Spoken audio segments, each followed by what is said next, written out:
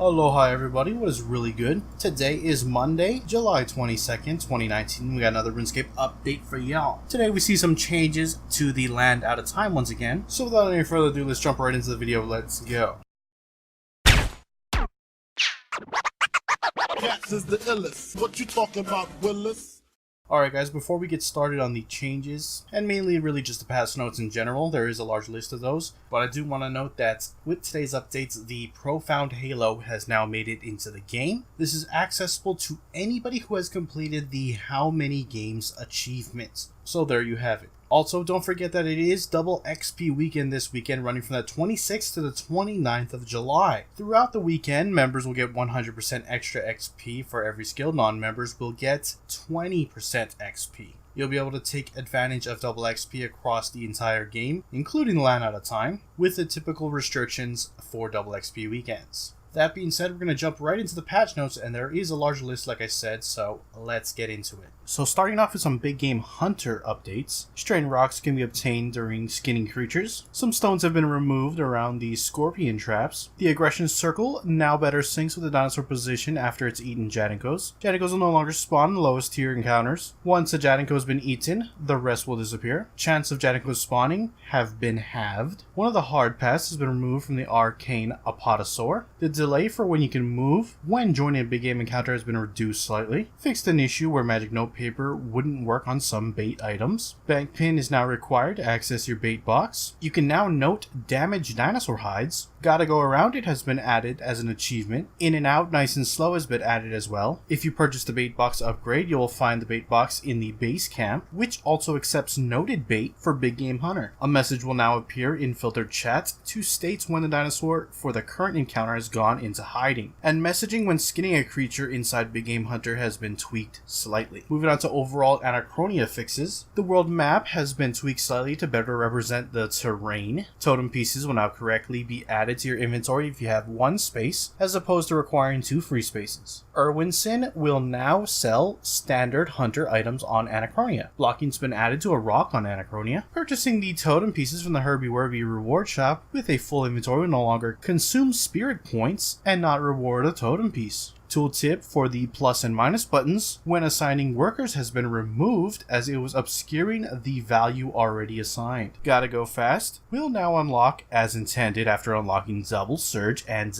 Double Escape. Vile Blooms and Dinosaurs have been reordered in the Beast tab. The segment XP bonus for the Anachronia Agility course has been redistributed throughout the tiers as the lower segments were too powerful. Clean Arbok herbs will now correctly be transported to the bank when harvested in conjunction with the charged grace of the Elves necklace. Minor tweaks have been made to resolve issues regarding lighting on newer assets in areas such as Anachronia. A breadcrumb trail has been added to Giles if you have not yet completed the base camp tutorial. Fix some typos across Anachronia. Fill the hole in the terrain by the Herbie Werby D&D entrance on Anachronia. The Hunter Trapper outfit now correctly requires a Hunter level to manufacture rather than a Dungeoneering level. The General Store Trader now supplies fishing bait and feathers once you access him, and Lantadime incense sticks now correctly work with stamina potions. Moving on to some combat changes. Drinking a aggro overload whilst using potion share on a co-op slayer task will now correctly display the overload buff icon on the buff bar. The correct level requirements for creating an aggro overload has been added to the Herblore skill guide. Familiars will attack slayer creatures in Curadel's dungeon when on an appropriate slayer task. The attack, range, and magic bonuses for the max, comp, and trim comp have been increased from 26 to 31. The respective range, attack, and magic bonuses for the kiln capes have been increased from 31 to 33. Further optimizations have been made to the action bar script. This will fix some of the issues going on with dead clicks, but not all of them. An NXT fix is still ongoing to resolve this. Food with portions on an action bar keybind now displays as active while you're still carrying any. Boss kill prestiged to 0 now now count to the Reaper Crew achievement. Revenant kill count has been listed in the Slayer Codex. You no longer have to dismiss pets and familiars before entering the Ancient Cavern via the Whirlpool. Fix the retaliation function on Onagamis when attacked by a familiar. Players will no longer get stuck in fight waves of the Salt in the Wound quest. A couple of changes to Mammoths stopped a lot of their attacks, both melee, range, charge, etc., from overlapping. They will no longer attempt to punish the player for killing them so early, to prevent them from being stunned when evading single attacks. The range attack now deals damage when the projectile connects rather than when it's launched, allowing for better use of defensive options. Other players' ability hit splats are correctly hidden when set so in the hit splat options. The bleed received from camping at the top of the path 2 while Araxor is on phase 3 is now correctly cleared when transitioning to phase 3. Scrimshaw of Sacrifice can no longer be deactivated immediately after killing a creature to get the bonus XP and also a drop. Dominion Gloves now degrade by the correct amounts when looted from the gravestone. If the game detects you have a flanking weapon in either your backpack or worn equipment, it will now display a flanking icon on the monster to inform you that your flanking perk will work in that position. Magic Protection Prayers and other damage reduction or negation abilities will now work against Muspa's magic attacks. Salt the Wound ability now uses the correct icon inside the skill guide. Moving on to some other changes. A grammatical issue within the needle skips has been resolved. Increase the Grand Exchange buy limit of Ancient Scales and Draconic Energy from 200 to 1000. The Metaphos Sandy title achievement now checks for separate district reputation as opposed to total city reputation. Sentinel fragments can now be earned when engaging in the Evil Tree. The sliders for free cam speed/rotation settings now update accordingly. The speed of free cam can now go to 1024.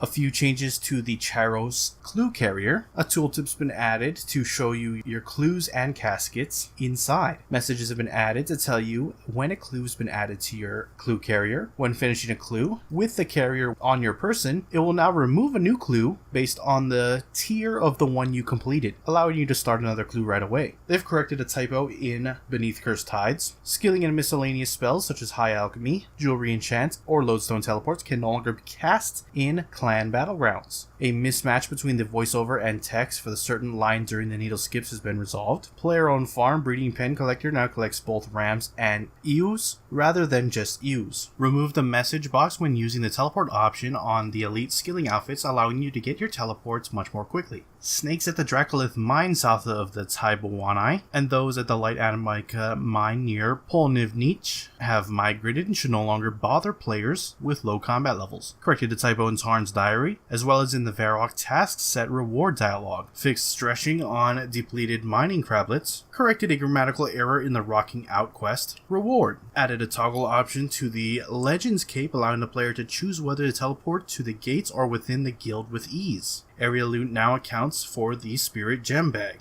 The Soul Vampire book found in Goshima after the Curse of the Blackstone quest is now correctly readable in non-English languages, also corrected a typo. Players on Old School Worlds 500 and up will now have the appropriate flag set next to their name in the friends list and friends chat windows. Fixed an issue that caused the emotes list text to sometimes become overlap when switching between emotes and transmogs. The ignore list now correctly updates when removing multiple names. You'll no longer be charged to repair the reforged Sun Spear after it's already been fully repaired at a player-owned house armor stand. An auto deploy option has been added to skill training dummies, not combat, so they automatically deploy the next one of the same type that is in your inventory. This is cancelled by any action. The Orebox tooltip has been adjusted to stop visual clipping when using a large variety of ores. You can now move the carrots location with the mouse click on the bug report interface. In addition to the existing Y and N keybinds for confirming item destruction, Control A now triggers the all option. Troll Invasion D&D Morale Boost interface buttons no longer get cut off when the interface is resized. The quest outfit is now removed from the Lorehound pet if all quests are not complete after obtaining the quest outfit previously. Items with a higher coin conversion value than their Grand Exchange price will now default to the Grand Exchange value rather than the higher conversion. Coins added or withdrawn from your money pouch are now aligned correctly in Legacy. You can no longer bank the Jack of Trades order by dragging it from your player onto the bank after finishing your Jack of Trades run. Instead, this will now deactivate it, allowing you to go and claim your reward as normal. Following auras have wing overrides, which can be found in the customization interface: Festive, Illumination, Salvation, Corruption, and Harmony. Remove the Illumination aura. Dedicated Slayer and Madrot auras are now in the combat aura category rather than skilling. Demonheim auras now correctly remove when leaving a dungeon, and all Demonheim auras now appear in the aura management interface along with their passive benefits. You can now open the aura management interface in Demonheim. Festive aura can now be activated in Demonheim again. There's a new filter category in the interface for auras usable in Dungeoneering. Oddball aura can be found in the interface as well. It's now possible to own multiple pairs of fancy and fighting boots, multiples of all 3 god capes, multiple achievement set equipment including previous tiers, and one of each of the family crest gauntlets. Added a 25, 50, 75, and 100% chance to spawn an additional Chompy Bird while hunting Chompy Birds, respectively, if Easy, Medium, Hard, and Elite Ardoin achievement diaries are complete. Added Jadenko Hunter to the D&D tracker. Charged and uncharged combat bracelets now have consistent disassembly materials. Clearing override slots with a Lent item in them will now correctly display. Text and drop-down menu is now left aligned in Legacy interface mode as it is in the default interface mode. Herbs harvested from the herb vine patches will now grant herb XP when using the Master Farmer outfit to clean them on harvest. Players who have equipped crossbow and mithril grapple will find no longer breaks if they already have an enhanced grappling hook on their tool belt. Fixed an issue that was preventing bank presets from working under certain circumstances. Familiar special moves can now be cast near obelisks. This in turn fixes the issue where the Meerkat Fetch Casket special couldn't be cast in the Kandarin Desert south of Penguin's TARDIS. Mineral packs bought from Void Knight Rewards Shop pay out the correct rewards once again. The Pretty Witty and Dead achievement can now be completed using essence stored inside a familiar. Elder trees in the Periph farming patch should no longer last mysteriously longer than 5 minutes while chopping. If you have max or near max of a certain currency, when attempting to receive it from a reward chest, it will no longer allow you to claim it. An issue resulting in trees being chopped down when the player has a lower farming level than required has been fixed. You will now receive magical thread when crafting combination runes. Dungeoneering Party Simulator now considers inventory space as intended, prevented a disconnection that would occur when unhiding revenant pets. Players that have somehow managed to find themselves blocked during the In Aid of Myri quest should now be able to continue as expected. Using various spells from specific tabs of the magic window no longer causes the main magic window to reopen. Players can now use items on legendary pets that have been transformed into Beasts of Burdens to deposit them to the Beasts of Burden inventory. Prevented characters that got new models in the Pieces of Hate from warping during Bard Roberts' sea shanties. The 2 music tracks for the Angel of Death are now unlocked on entry on the arena. And finally, you can now store superior Void Knight deflectors in the POH. That's it for your patch notes, guys. Link to everything discussed in the video will be down in the description below, so head on over there to check them out if you want to do so. With that, I'm wrap up the video. If you enjoyed it, hit that like button. If you're not subscribed and you want to stay up to date on all things RuneScape related, hit that subscribe button. Mahalo for watching. I am out. Aloha.